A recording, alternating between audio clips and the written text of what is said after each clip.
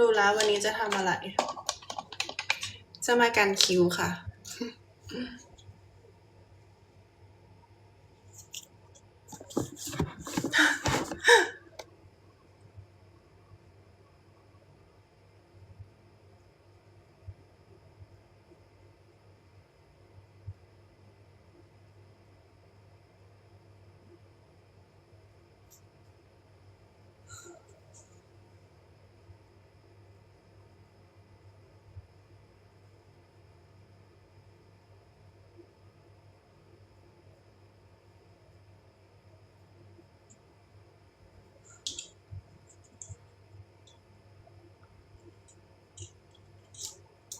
คือเมื่อกี้ลองไปดูของน้องมันน่าจะไม่ขึ้น ไม่เป็นไร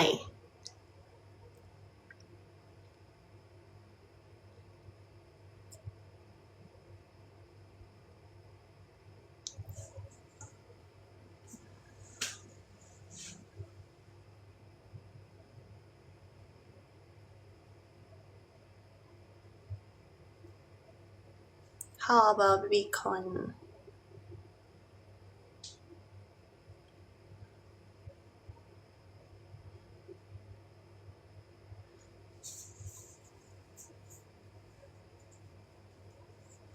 วันก่อน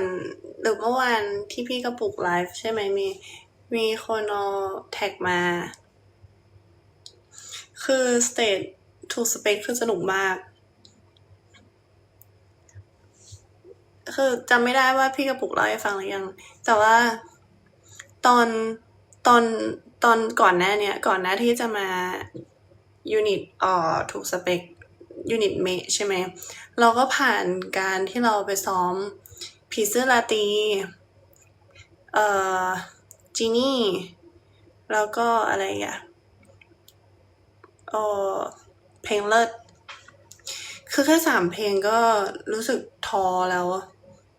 ท้อเลยอะรู้สึกท้อเลยอะแบบมันยากจริงๆแล้วก็พอมาถูกสเปคปุ๊บตอนแรกคิดว่ากึ่งร้องยืนนิ่งๆฟีลแบบเพลงกุหลาบเหมือนที่ผ่านมาสรุปพอปล่อยท่าปุ๊บหนูยืนมองหน้าพี่แจนเลยทุกคนอึ้งแล้วก็ดูแบบเอาไอเดียแบบมันยากอะทุกคนก็จำไม่ได้ว่าโมเมนต์ตอนนั้นเป็นยังไงแต่หนูแบบพี่จริงดีทำจริงคือจำได้ว่าวันแรกที่ไปเต้นถูกสเปคอะพี่แจนคอยช่วยเหลือเรื่องท่ามากพี่แจนบอกมิ้วทำแบบนี้มันจะเท่แล้วหนูก็แบบหนูท้อตอนนี้ แล้วพอเริ่มเหมือนมีการเริ่มมาซ้อมเพลงถูกสเปคกันเขาเริ่มที่จะมีบล็อกกิ้งวันนั้นหนูจำไม่ได้ว่าหนูไปทำอะไรหนูจะไปทำงานหรือทำอะไรสักอย่างเริ่มมีบล็อกกิ้งกันแล้วแบบชิปหายแล้วทำไงดีวะก็แบบดำน้ำเข้าไปแล้วพอมันแบบจำท่าได้เริ่มจำบล็อกกิ้งได้มันก็เลยเริ่มสนุกละแล้วหนูก็เลยบอกพี่คนที่สอนว่าพี่เอาจริงป่ะหนูไม่รู้นะว่านี่สามารถที่จะรีเควสได้ไหมหนูอยากใส่สูทแบบใส่สูทเลยกึ่งเลยแบบเท่เลยอะไรอย่างเงี้ยไหนๆมันก็มาขนาดนี้ละแล้วก็ใส่แว่นไหมก็มีถ้าจำไม่ผิดก็มีหลายคนที่แบบก็ได้นะเสร็จแล้วพี่เขาก็เหมือนผ่านไปสักพักนึงแล้วพี่เขาก็แบบว่าเฮ้ยพี่อ่ะคิดเวลาว่าเราจะเน้นเบียวนี่แบบเบียวยังไงเราไม่ใช่คนเบียวซะได้สิแล้วแบบเห็นหลายคนอย่างวิวอย่างพี่กระปุกอย่างน้ำตาลเขาจะเป็นฟีลแบบว่ากึ่งเท่ๆแอคอะไรอย่างเงี้ยใช่ไหมแบบวันนี้ผมทักผมรักผมรออะไรเงี้ยแล้วเราแบบดูไม่ใช่ทางเหมือนนั้นเลย สุดท้ายพอมันเริ่มรันทูกันหนูก็เลยคิดว่ามันควรเป็นอย่างนี้ว่ะแบบ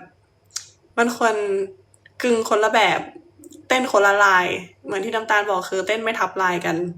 แล้วแต่ผู้บริโภคเลยค่ะว่าคุณจะเลือกใครว่าคุณจะเลือกโฟกัสใครสนุกดีค่ะชอบมากจอยมาก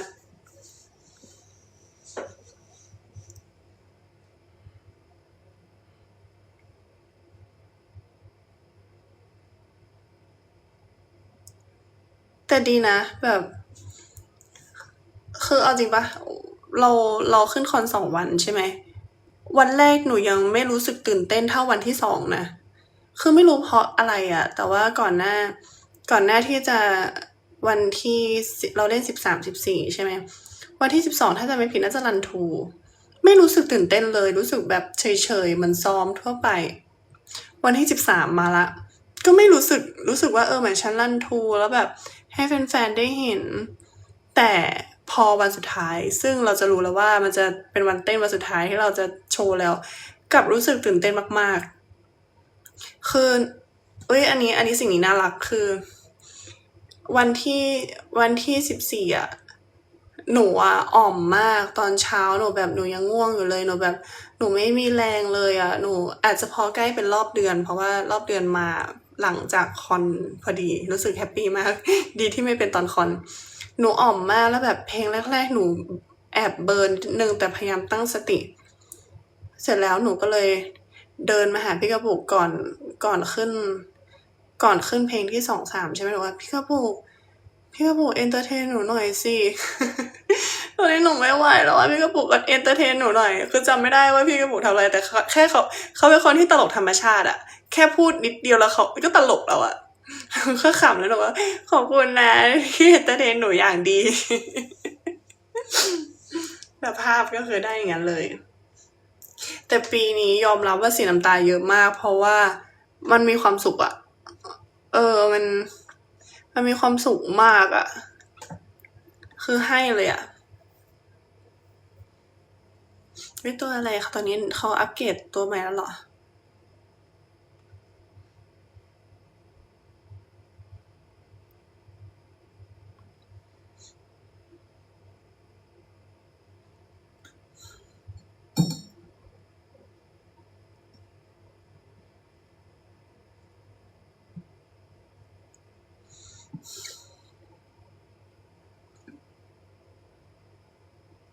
คือจริงๆมีแบบเล่าเยอะมากแต่แบบนึกไม่ค่อยออกอะแต่อย่างที่หนูบอกนะว่าปีนี้หนูสนุกมากเลยหนูก็ไม่รู้ว่าแบบคนดูสนุกหรือเปล่าแล้วตอนที่แบบมาเอาติ้งมีแต่คนเดินมาบอกปีนี้สนุกมาก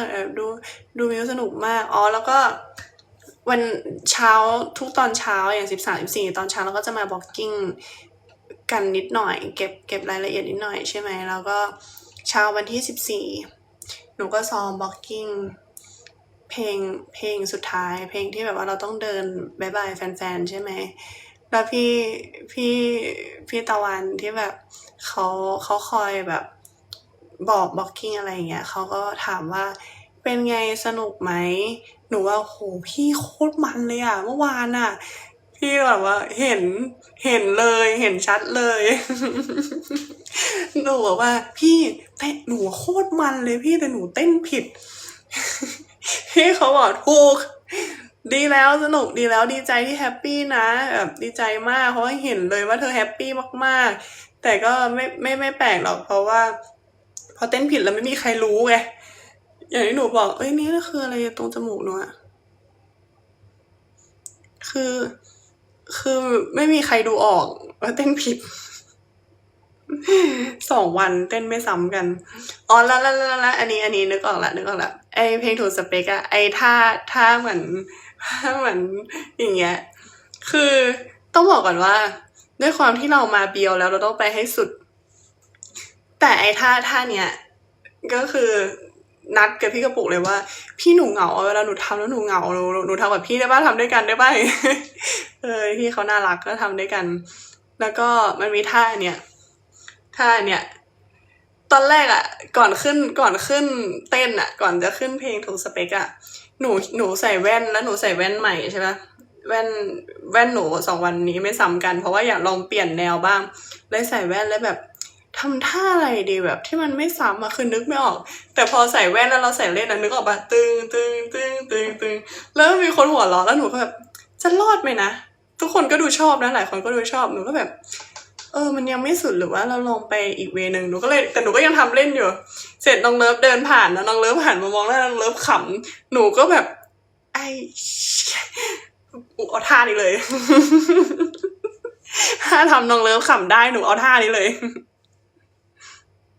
คือหลายคนจะรู้ไงว่าน้องเลิฟเป็นคนขำยาก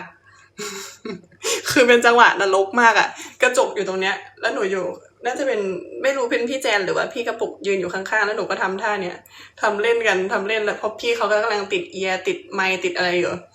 น้องเลิฟกำลังเดินผ่านแล้วหันมามองแบบคงจะแบบทำอะไรวะแล้วน้องก็ขำ หนูก็เลยเอา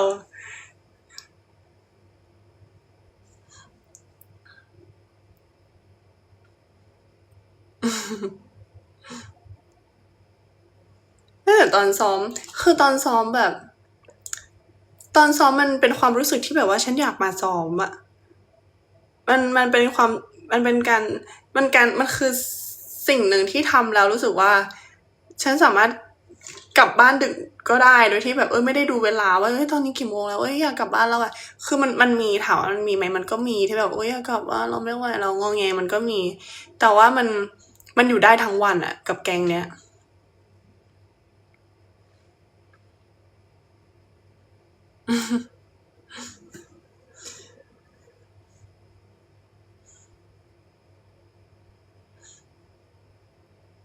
แต่บอกก่อนว่าเป็นงานกลุ่มที่แบบเลิศอะให้เลยอะ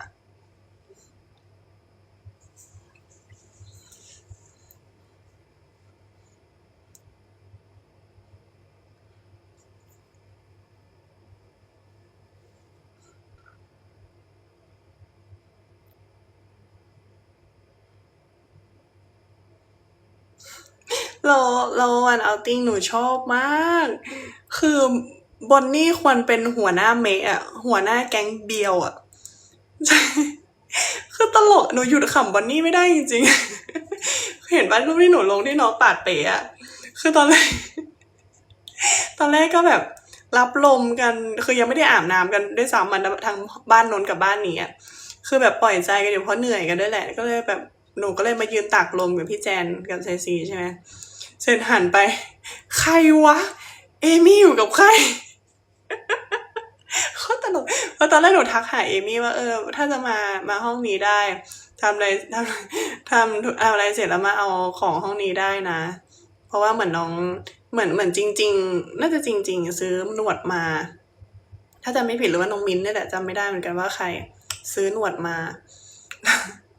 หนูก็มองอยู่ใครวะเอมี่อยู่กับใครวะปาดเปแล้วแบบแอคเลย แล้วหนูไม่ได้สังเกตว่าน้องใส่รองเท้า วันนี้บอกว่างูฉกเท้าบวม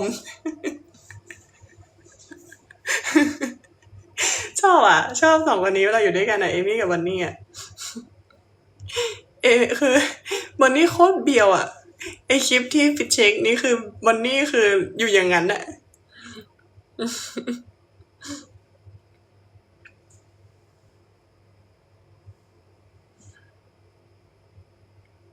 แต่ต้องบอกก่อนว่าปีนี้หนูไม่ได้กิน หนูไม่ได้คือความรู้สึกแบบพอเราเห็นเพื่อนเราที่กำลังดิ้นอยู่หน้าเวทีอะคือเหมือนเลี้ยงลิงจริงๆนะ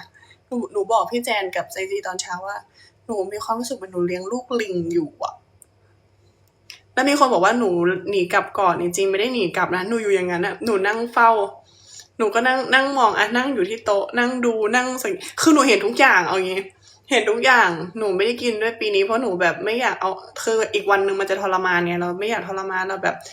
อยากชิวๆขนาดหนูไม่ได้กินนะหนูเมาไฟหนูเมาท่าเต้นทุกคนอะแบบหนักอะแต่สนุกดูทุกคนแฮปปี้กันดีดูจอยกันมาก แล้วอีกคนนี่คือที่ไม่สามารถที่จะไม่พูดไม่ได้ก็คือน้องฟอนต์น้องฟอนต์เหมือนถูกหล่อหลอมอะอยู่ๆก็มาเบียว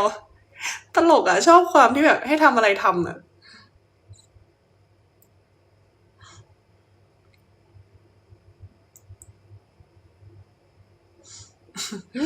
แล้วตลกเลิฟรักอะไรนะที่บอกให้ทำตอนแรกอะไอขบวนนั้น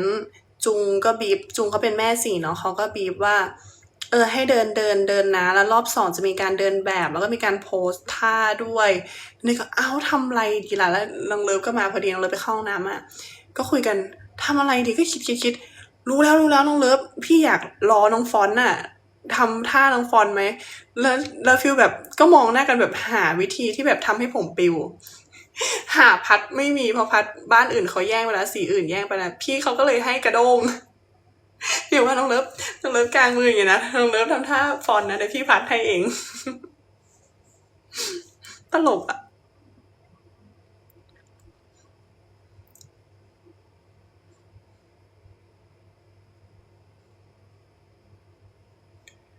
มันแบบว่ามันสนุกคือจากที่หนูเคยพูดว่าอยากที่ล่าสุดที่หนูเคยพูดใช่ไหมว่าอยากให้แบบได้ยิ้มกลับมายิ้มมาสดใสแบบว่า ยิ้มให้สุดมีความสุขให้สุดนี่คือได้แล้วหลังจากบัตรบลอสซัมได้เลยคือขำทุกวันเวลายิ่งกลับเข้าไปดูคลิปที่แบบถ่ายกันหรือว่าแฟนๆถ่ายมาลงยิ่งขำคือมีความสุขมากใช่ทุกคนสนิทกันมากค่ะเหมือนแบบก็สนิทกันมากขึ้นด้วยซ้ำแบบเริ่มคุยกันผู้หญิงเริ่มอยู่เป็นก้อนกันต้องใช้คำว่าก้อนเลย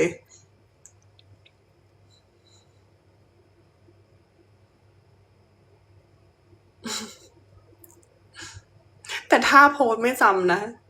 คือคิดไม่ออกเลยตอนนั้นจะทำอะไรดีตอนที่วันเอาท์ติ้ง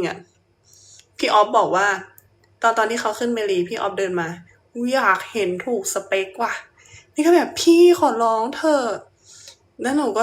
แล้วหนูก็เลยบอกว่าเขาไม่เปิดหรอกถูกสเปคนอกจากพี่ไปเรียกฮงมาเนี่ยมาร้องพี่ออฟพูดว่าเดี๋ยวไปเรียกมาแล้วไม่คิดว่าจะมาจริงๆในหัวก็คิดเลยว่าถ้าโพสอะไรดีคนอื่นเขาจะเต้นยังไงกันไม่ได้หันไปมองด้วยซ้ำ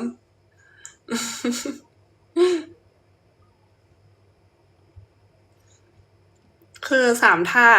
ไม่ซ้ำกันสักวัน3วันไม่ซ้ำกันสักท่าเริ่มละสตินี่ไงเดี๋ยวถ้ามีไปทัวร์ต้องคิดท่ารอแล้วนะว่าจะเอาท่าอะไร4:30แล้วจ้าช่วงนี้หนูดู Netflix มันจะมีเรื่องหนึ่งจำชื่อไม่ได้ดูชื่อเรื่องด้วยซ้ำที่เป็นแก๊งที่มีครูที่แบบสายตบที่แบบมาสั่งสอนเด็กที่แบบดื้อจำชื่อเรื่องไม่ได้ยังไม่อันนั้นดูไปครึ่งนึงค่ะแต่ว่าแอบกลัวนิดนึงต้องแบบไม่กล้าดูคนเดียวทนายปีศาจ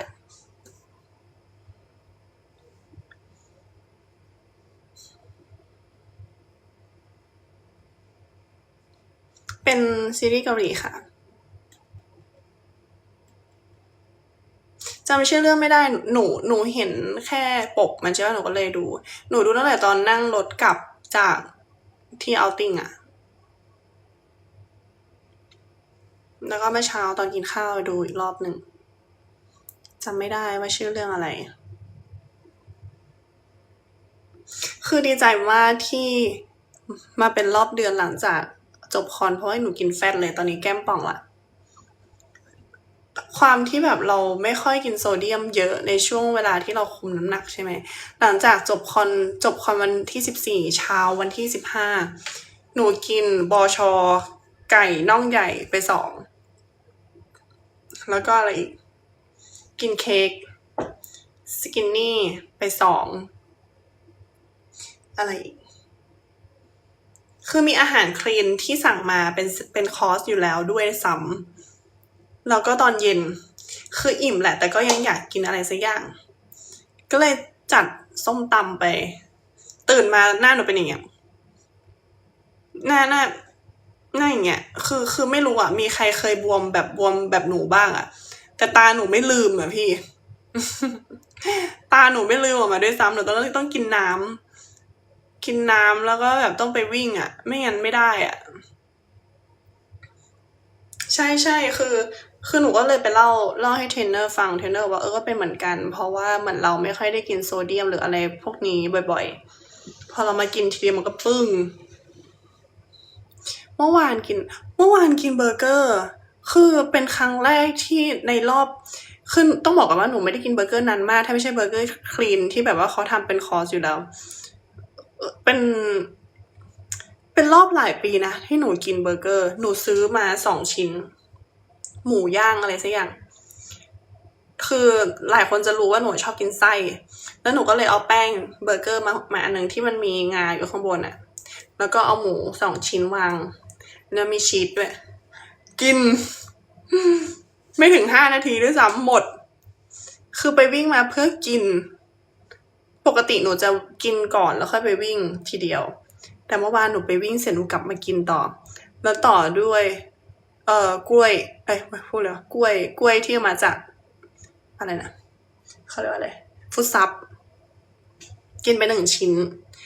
แล้วเมื่อเช้า recovery หนู 89%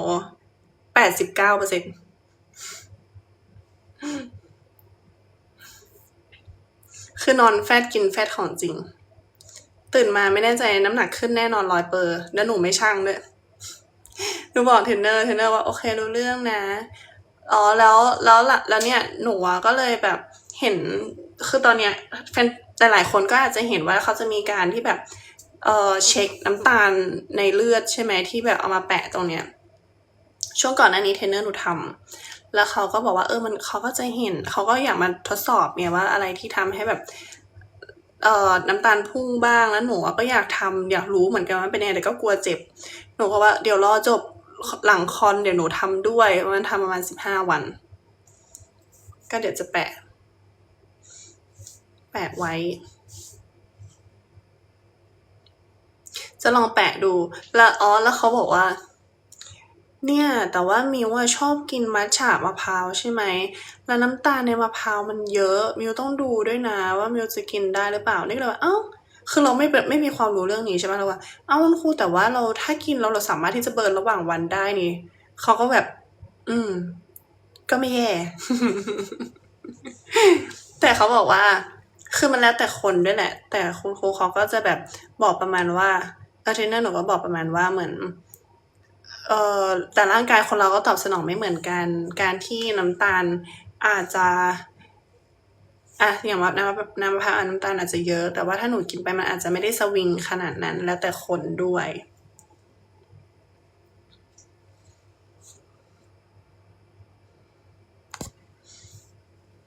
ตอนแรกตอนแรกหนูจะไปตีแบดใช่ปะจะไปตีแบดเพราะว่าเขาจะมีแบบเป็นกวนที่ตีแบดกันมันจะคละคนมาใช่ไหมคือคิดไปเลยว่า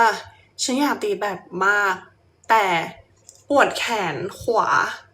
ปวดมากไม่รู้ว่าปวดอะไรนี่ก็เลยคิดว่ามันเต้นท่าอะไรวะทำไมปวดอยู่ข้างเดียว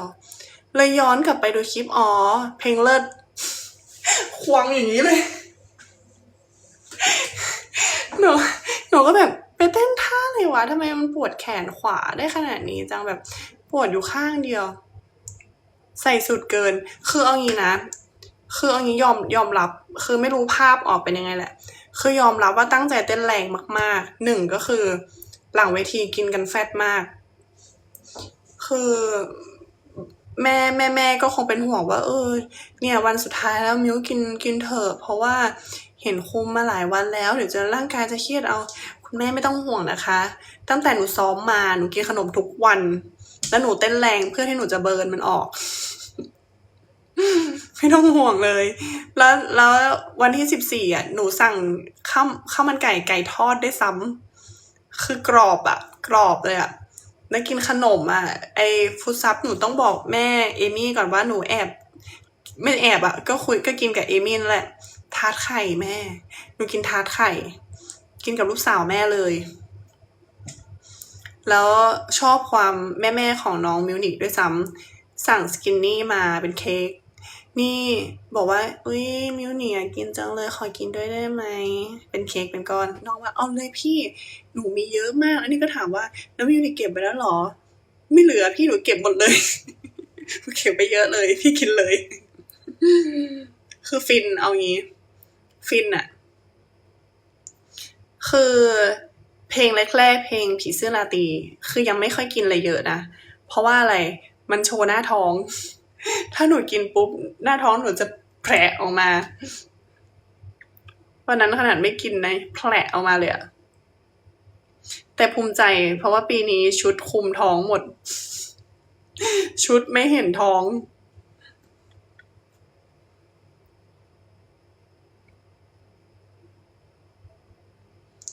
ไว้ครึ่งแล้วเหรอ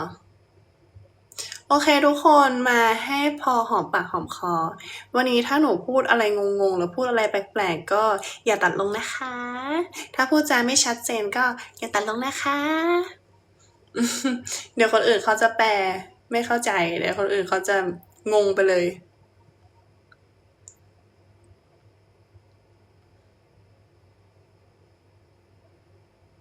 คือต้องบอกปิดท้ายเลยว่าสนุกมากที่ได้อยู่กับเพื่อนๆค่ะรู้สึกโอเคมากๆคือหนูไม่รู้แหละว่าบางทีการที่หนูแบบอยู่กับเพื่อนมันอาจจะทำให้ใครแบบไม่ถูกใจหรือไม่พอใจแต่หนูต้องบอกตัวว่ามันคือความสุขของหนูจริงๆคือชีวิตนี้หนูต้องพูดว่าหนูไม่สามารถขาดเพื่อนได้หนูทำงานหนูสนุกเลย หนูได้รับ energy ดีๆ energy ที่แบบว่า support เราอะไรเงี้ยทำให้เราแบบคือบางทีอะเราเหนื่อยอะแต่เราเห็นเพื่อนเราที่กำลังดิดดิ้นอยู่อะคือเราต้องสู้ไหมล่ะเราจะอ่อมตามก็ไม่ได้ถึงบอกว่าหนูขอบคุณที่มีแก๊งนี้ขอบคุณสาวๆบัตรเปิดซ้ำทุกคนเลยที่มาสร้าง energy ดีๆในชีวิตเพราะฉะนั้นหนูก็ต้องบอกตรงว่าหนูมีความสุขมากที่หนูได้อยู่กับเพื่อนอะไรที่เป็นความสุขของหนูก็อยากอยู่แบบนั้นไปตลอดค่ะ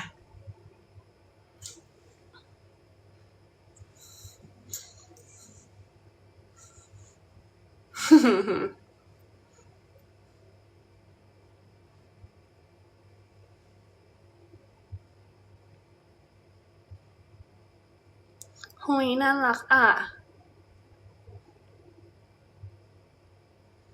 คือไม่ต้องห่วงนะคะคือถ้าแบบแม่อาจจะกังวลว่าอุ้ยน้องมิวได้คุยกับน้องไหมไม่ต้องกลัวค่ะวันนี้เราคุยเราคุยเราปรึกษากันเรื่องแฟนคอนที่เขาเพิ่งแชร์ไปด้วย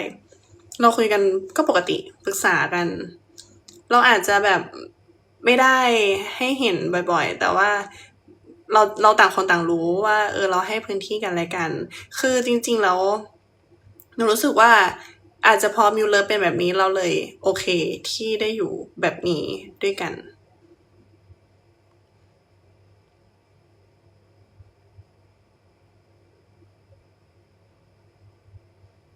เก่งมากขอบคุณหลายๆคนที่เข้าใจนะคะ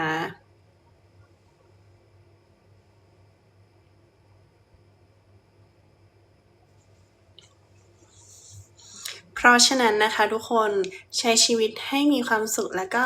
อย่าไปเบียดเบียนใครนะ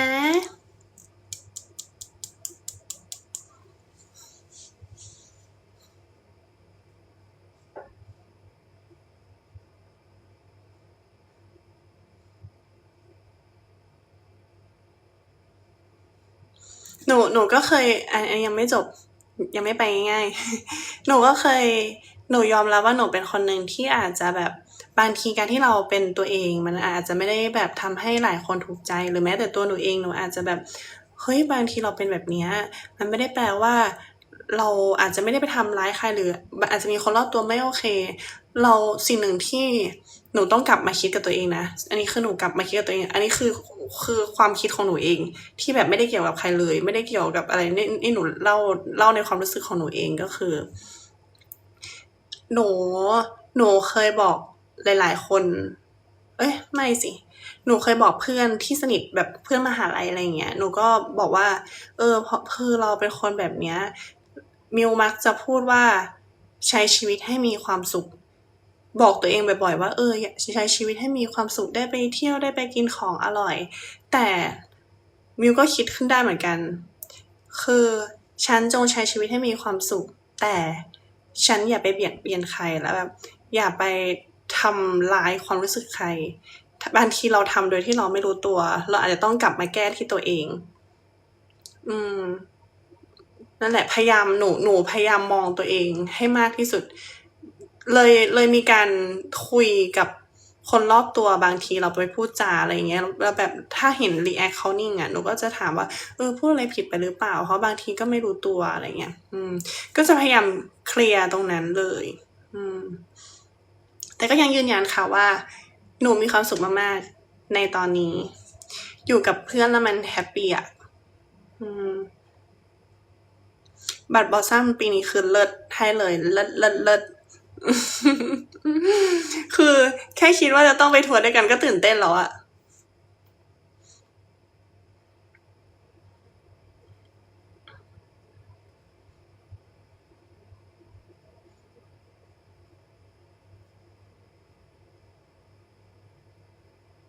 ฮะเอมี่เหรอไม่รู้สิว่าจะมีทัวร์หรือเปล่าก็คือถ้าสมมติมีทัวร์ไงหนูก็ยังไม่รู้อะ ถ้าสมมติว่าถ้ามีทัวร์หนูก็พร้อมอยู่แล้ว